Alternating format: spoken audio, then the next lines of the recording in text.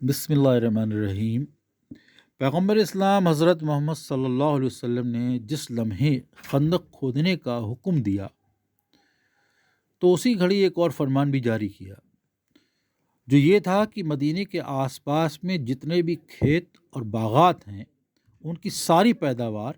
مدینے کے اندر منتقل کر دی جائے، تاکہ جب دشمن مدینے پہنچے تو وہاں کے باغات اور کھیتوں کی پیداوار کو نہ تو نقصان پہنچا سکے اور نہ ہی اس سے فائدہ اٹھا سکے۔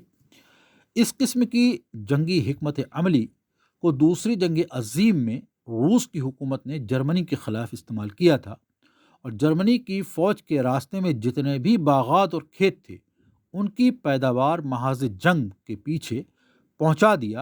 اور پھر تباہ کر دیا، تاکہ دشمن اپنی ضروریات پوری کرنے کے لیے ان کا استعمال نہ کر سکے۔ لیکن آج سے 1400 سال پہلے یہ حضرت محمد صلی اللہ علیہ وسلم ہی تھے جنہوں نے ایسی حکمت عملی اختیار کی اور مدینے کے آس پاس کے علاقوں میں موجود ساری پیداوار کو شہر میں منتقل کرا دیا، جس کا نتیجہ یہ نکلا کہ جب مکہ کی فوج مدینے پہنچی تو سپاہیوں کی ضروریات پوری نہ ہونے کی وجہ سے فوج دشواری اور تنگ دستی کا شکار ہو گئی۔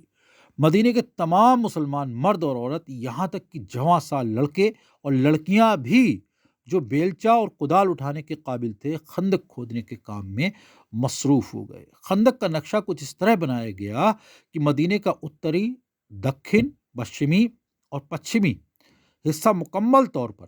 اور دکن کا کچھ علاقہ ضمنی طور پر اس کے احاطے میں آتا تھا۔ یہ خندق مدینے کے اتر میں واقع شیخان ناپی قلعے سے شروع ہوئی اور وادی قبا کے نواح میں ختم ہوتی تھی۔ خندق کھودتے وقت اس بات کا بھی خیال رکھا گیا کہ جہاں تک ہو سکے زمین کی قدرتی رکاوٹیں خندق کے پیچھے یعنی شہر کے اندر واقع ہوں، تاکہ شہر میں رہنے والے ان رکاوٹوں کا فائدہ اٹھا سکیں۔ مدینے کی لمبائی چوڑائی کی پیمائش زرا میں کی جاتی تھی۔ زرا ایک ہاتھ سے کونی کے درمیانی انگلی کی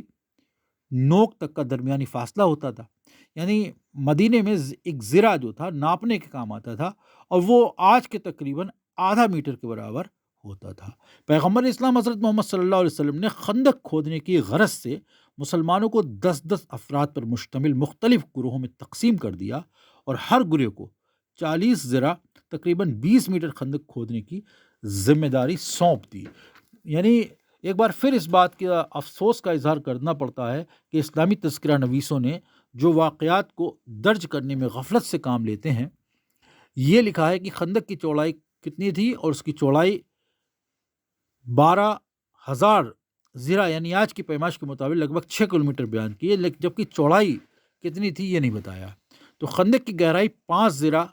سے زیادہ یعنی 2.5 میٹر سے کچھ زیادہ تھی، لہذا یہ کہا جا سکتا ہے کہ اس کی گہرائی 3 میٹر کے قریب ہوگی، اور اس میں کوئی شک نہیں کہ یہ خندق لمبی ہونے کے علاوہ کافی چوڑی بھی تھی، اور اس کی دیواریں بھی ایک دم سیدھی تھیں۔ اگر خندق کی چوڑائی کم ہوتی تو گھڑ سوار